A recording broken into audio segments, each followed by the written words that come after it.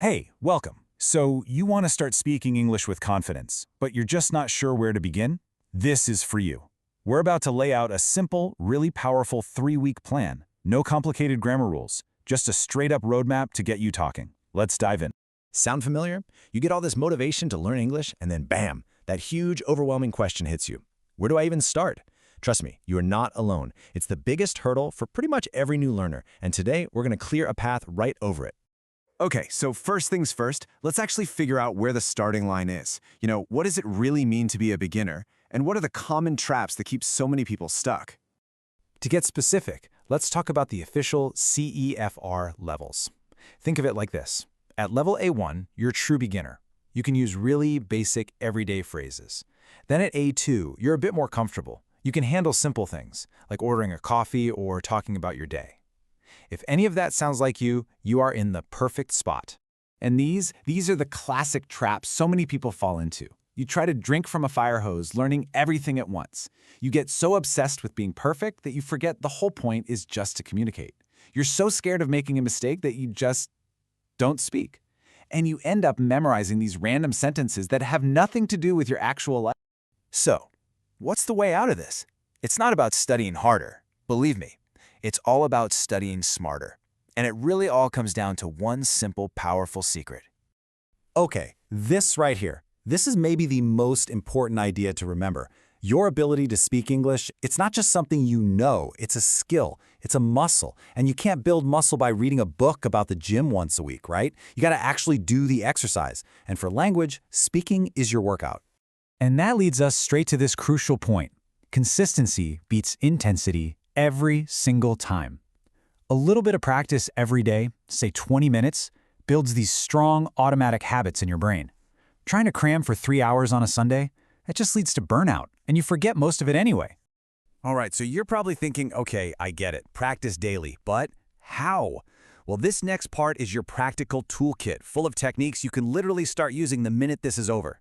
First up, we have something called the mirror method. And honestly, this is a total game changer. Why? Because it connects English directly to your life, your reality.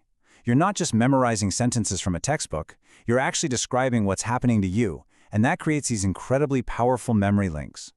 And check out how simple this is. Every morning, just take 2 minutes in front of the mirror and describe what you see. My hair is messy.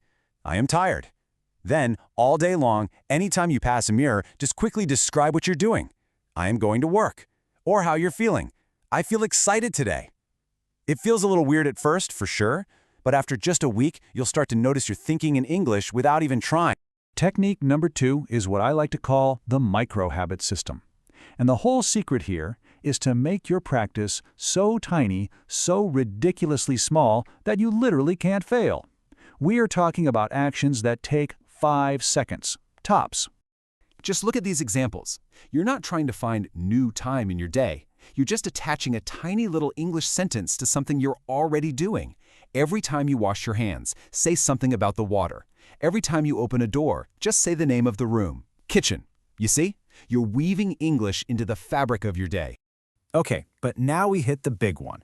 The question that stops so many people right in their tracks. They're all fired up and ready to practice, but then they realize they have no idea what to talk about. Let's solve that right now. Right? This is the question on everyone's mind. Okay, I'm ready to talk, but what on earth do I talk about? For a beginner, an A1 or A2 learner, the answer is simple. You keep it simple and you keep it relevant to you. Think of this table as your personal cheat sheet. For now, you don't need to know everything. Just focus on these 4 core areas. Basic readings, talking about your daily routine, describing simple things, and talking about what you like and don't like. If you can master these basic phrases, you'll have the building blocks for basically every conversation you'll have in the future. All right, we've talked about the right mindset, we've got the tools, now let's put it all together. Let's build a super clear, week-by-week plan that will take you from feeling silent to actually speaking. And this shows you exactly how to build up your momentum, step by step. See how it works? Week 1, you're just laying the foundation. The mirror method in the morning, pick 3 easy micro habits. That's it. Week 2, you expand a little, add 2 more habits, and at night, try to tell the story of your day in just a few simple sentences. By week 3, you're using all the habits, and you're adding your feelings into that daily story. It's all about slowly building a real, sustainable habit. Now, before you start, I really need you to burn this idea into your brain. You are going to make mistakes. Your accent won't be perfect, and that is totally okay. None of that matters. The only thing that counts is that you show up and you speak, even just a little bit every single day. Progress, not perfection. That's your only goal. So here we are. Your journey to speaking doesn't start tomorrow. It doesn't start next week. It starts right now, with just one sentence. So go on. Go to a mirror, pick a microhabit, just describe something in the room you're in right now. Your journey starts now. What will your first sentence be?